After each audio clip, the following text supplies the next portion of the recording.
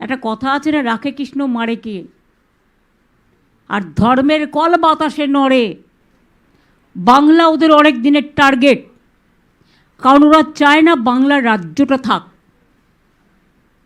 বাংলার অস্মিতা থাক, বাংলার ইতিহাস থাক, বাংলার ভাষা থাক, বাংলার মেধা থাক। আমাদের ছাত্র যুবরা হচ্ছে সবচেয়ে বেশি ছেড়ে দিন, সংবিধান টংবিধান কিছু নেই এ দেশে, এখন আর কোনো আইন বলে কিছু নেই।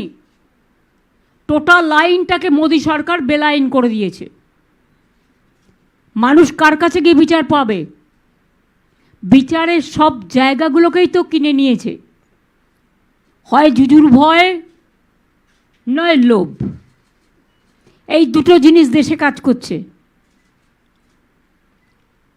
কাজেই মোদির হাত থেকে দেশ উদ্ধার করা আমাদের প্রথম প্রায়োরিটি। টাকার প্রলোভনে কেউ পা দেবেন না। এই টাকাটা চুরি করা টাকা। তারা সব এখানকার লোক ক্যাডারদের চেঞ্জ করে দিয়েছে, এখানকার আইএস আইপিএসদের বা অন্যান্যদের। কেন জানেন? বাইরে থেকে টাকা ঢোকাবে বলে। বর্ডার থেকে টাকা ঢোকাচ্ছে, বন্দুক ঢোকাচ্ছে, ড্রাগ ঢোকাচ্ছে, মাফিয়া ঢোকাচ্ছে, দাঙ্গা করার চক্রান্ত করছে।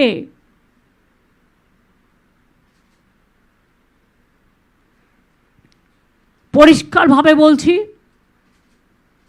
এই অত্যাচারী মোদির সরকার, দুরাচারী মোদির সরকার, স্বৈরাচারী মোদির সরকার, সংবিধান হত্যাকারী মোদির সরকার, এজেন্সি দিয়ে মানুষকে লুট করার মোদি সরকার, মহিলা বিরোধী সরকার, কৃষক বিরোধী সরকার, শ্রমিক বিরোধী সরকার, ছাত্র যুব বিরোধী সরকার, ভাষা বিরোধী সরকার, দাঙ্গার সরকার। এই সরকার খুব শিগগিরই চলে যাবে। যেন তেন প্রকারণে বাংলা দখল করে ওরা বাংলা রাজ্যটাকেই তুলে দিতে চায়। এবং আগামী দিন আপনারা দেখেছেন, আমরা প্রতিবাদ করেছিলাম, প্ল্যান আছে উত্তরবঙ্গটা টোটাল বাদ দিয়ে বিহারের কিছু অংশ নিয়ে আবার আরেকটা নতুন রাজ্য তৈরি করা। দেশটা প্রায় ধ্বংসের মুখেও করে দিয়েছে। কোনো রাজ্যে কোনো আইন শৃঙ্খলা নেই, মানুষের মনে শান্তি নেই, বিভাজনের রাজনীতি, যুদ্ধকালীন পরিস্থিতি, শুধু নিজের প্রচার ছাড়া। এবং এই মোদি সরকারের মাত্র দুজন কাজ করেন, একটা মোদিজি আর একটা ওনার হোম মিনিস্টার।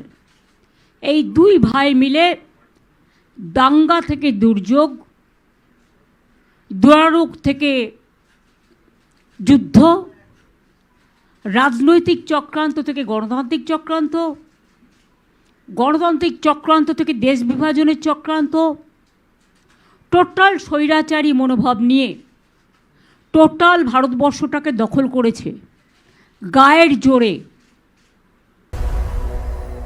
আপনারা দেখছেন বর্তমান সময়.com।